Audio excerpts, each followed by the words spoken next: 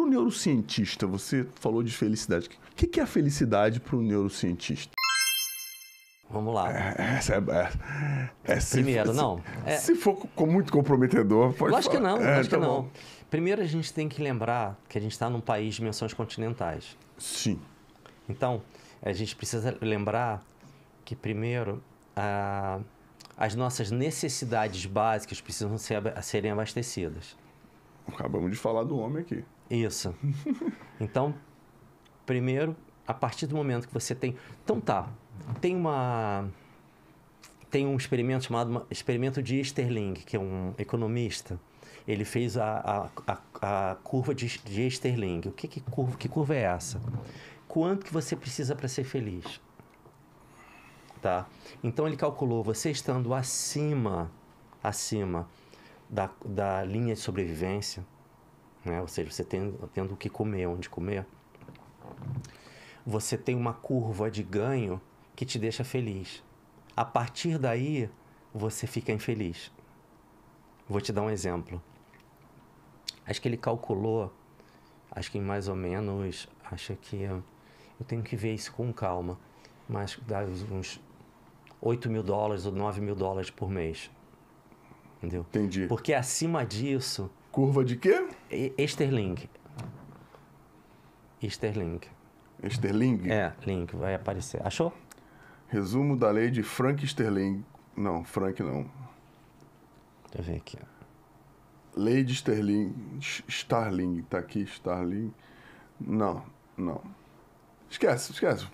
Segue. Bom, aí, vou dar um exemplo. Acima disso, você já tem, por exemplo, uma preocupação de pessoas que elas... Outro dia eu fiz uma pesquisa com inteligência artificial, para saber o sofrimento das diferentes classes sociais. Entendeu? E numa classe alta, as pessoas têm medo da solidão, porque elas não têm confiança nas relações que são feitas, onde ela pode achar que são relações desenvolvidas de uma forma de interesse. Então você percebe que o excesso... Faz sentido o que ele está dizendo. Isso. Faz sentido. Exatamente. Então a felicidade, a partir do momento que você tem as suas necessidades básicas preenchidas, né, é você se sentir bem com o que você está fazendo, né, se sentir conectado, né. Tá. Vou responder com outro modelo. O modelo do Butão. Já ouviu falar no FIB, Felicidade Interna Bruta? Já ouvi falar do Butão, que é o país, é o lugar mais feliz do mundo. O primeiro-ministro do Butão, o príncipe do Butão, quando ele assumiu, ele contratou um economista, que é até amigo de um amigo meu que é economista também, de um economista holandês. Ele contratou um economista para fazer um questionário para investigar se os súditos eram felizes. Então você tem o PIB, né, que é Produto Interno Bruto. Então ele criou o FIB, Felicidade Interna Bruta. Então é um questionário que você tem aspectos da qualidade do acesso à infraestrutura. Então você tem a gestão do tempo, são 7 dimensões. Como é que você sente na sua gestão do tempo, acesso à infraestrutura, a vitalidade comunitária. Como que você se relaciona com a sua comunidade? O que você faz por ela? Então são 7 dimensões que elas podem trazer Pode mensurar a felicidade. A felicidade, exatamente. Respondi a sua pergunta? Sim. Legal. Dizem também que vai muito também da tua relação com a natureza, né? De como você se relaciona também, com a natureza. Isso entra em infraestrutura. Isso entra em infraestrutura. Em acesso à natureza. Quanto mais próximo da natureza você está, você consegue. E tem acesso também à espiritualidade. Ele leva em consideração isso também. Espiritualidade diferente de religião. Sim. Eu vejo uma coisa interessante. As pessoas... Eu tenho uma funcionária que trabalha comigo já há 10 anos. E ela dentro de um padrão, né, financeiro baixo. Mas acima da linha da sobrevivência. Sim. E ela trabalha o dia todo cantando. Sim. Ela tá lá varrendo, tá cantando. E aí você vê o seguinte, ela é feliz. Ainda tem aquele ditado, quem canta os males espanta. Sim, exatamente. Né? Você vê que ela vive na região da Rio das Pedras, tem as dificuldades Sim. que passa lá por causa de tiro, com filho, tanto Sim. que ela, infelizmente, ela vai sair lá de casa e vai voltar para Paraíba por causa que não está aguentando a violência Sim. lá, que vive lá. Mas eu não vejo ela com problema. E ela, com certeza, ela tem. Sim. Só que a maneira que ela administra, ela não distribui, não. Ela não fala. Transparece. É. Uhum. Ela não compartilha isso, ela não divulga as dificuldades que ela está passando. Sabe por quê? Ela só transmite alegria ali. Entendi. Sabe por quê? Por quê? Porque para ela não é normal, porque normal tá dentro da normalidade. E isso não é normal em lugar nenhum. É comum.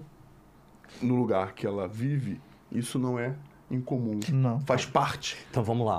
do ambiente. Isso, eu tô falando isso porque por experiência própria, não tô Vamos lá, chutando. Fernando. Ótimo que você está trazendo isso. Vamos lá. Dentro do artigo que a gente mediu a influência do esporte na Rocinha, tá? Como é que a gente mede isso? A gente mede com medidas psicofisiológicas, são medidas indiretas cerebrais também, e escalas psicométricas, tá? Ótimo que você falou isso. Quando a gente fez a medição de algumas escalas psicométricas, a gente usou uma escala chamada escala de trauma, que é a HCL5. Uma escala de trauma, histórico de trauma. A escala de histórico de trauma, entre outras coisas, tem alguns itens, né? Qual o número de cadáveres que você já viu até hoje? Qual o número de quê? Cadáver. Cadáveres. Cadáveres? Cadáveres. Defunto. Então, Você viu até hoje. que você viu? Ah, eu vi alguns. Tinham pessoas que relataram lá mais de 100 cadáveres. Então, o que acontece? Aquela pessoa sai de casa, vai para a escola, né? Então, existe uma coisa chamada supressão crônica. O que você fala que é comum, a pontuação da escala foi uma pontuação equivalente a uma área de guerra. Sim. Vamos lá. Essa escala, ela também funciona como uma escala de diagnóstico de estresse pós-traumático. O que é estresse pós-traumático? Já viu aqueles soldados que voltam do Afeganistão, disfuncionais? Pois é. O que a gente está falando, a gente encontrou uma subnotificação de estresse pós-traumático na Rocinha. Então, aparentemente é normal, mas a gente encontrou alteração nas medidas cerebrais e medidas cardíacas, mesmo ela cantando. Não, isso eu que tô falando, né? Ótimo! Com relação a ela, eu nem conheço a menina. Mas lembra do que a gente está falando, que é legal a gente passear nesse contraditório? Claro, não é porque eu falo de mim. Sim. Eu já vi defunto, já vi. Em uma época em que você lidava com a vida de uma forma muito mais leve, Sim, sabe? Mesmo tendo uma realidade de vulnerabilidade. de vulnerabilidade, mas aquela vulnerabilidade era comum. Pontual. Era comum. É. Era comum. Sei lá, 2 vezes por mês tu passava por alguém coberto no chão. Pois é, mas... Entende? E o que eu estou comentando contigo... Não, e cientificamente causa esse tipo de coisa que você nem percebe. Vou dar um exemplo. E às vezes, por exemplo, tem um restaurante lá em São Conrado que ele contrata a mão de obra da Rocinha. E às vezes o proprietário fala assim, Rui, você pode me dar uns treinamentos aqui? Porque às vezes eles não chegam na hora, não aparecem. Não é porque eles não querem. É porque tem prejuízo cognitivo. Tem falta de engajamento. Às vezes, uma predisposição que a gente não tem, Fernando. Ou a gente talvez não tenha passado por isso. Então, E aí, em cima disso, a gente está divulgando o resultado desse artigo, depois eu mando para vocês, para que é como se tivesse uma epidemia de Covid, que é como se fosse uma epidemia de estresse pós-traumático, e não tem ninguém olhando para isso. É como se a gente estivesse perdendo uma geração inteira, porque a maioria das escolas ficam perto desses lugares. Sim, até dentro. O filho dela já não tem aula há 2 meses. Até dentro. E a gente relaciona essa expressão, estresse pós-traumático, a só as pessoas que vêm de zona de guerra. E a gente ou mediu... passa por algum evento, né? E a gente Mas a gente é. aqui tem mais morte violenta Do que na guerra. do que países em guerra. Pois é, Por então- 100 mil habitantes, se eu não me engano, o ano passado foram 33 ou Eu 35. não sei, Eu acompanho isso daí. E você vai em países que estão em guerra, em conflito. Falar nisso, você já voou com o pessoal do exército israelense? Já, muito. É até uma coisa interessante para se falar. Então fala, por falar. Pô. Vamos lá. Quando eles terminam o tempo de exército, Os dedicação... 3 anos, né? Eu acho que mulheres é 3 anos. E homens 4, talvez. Isso. Não sei. Eles têm um ano sabático, entendeu? Para desopilar. Então eles vão para alguns países que têm menos questão de terrorismo, né? E aí, o que eu notei, assim, aqui?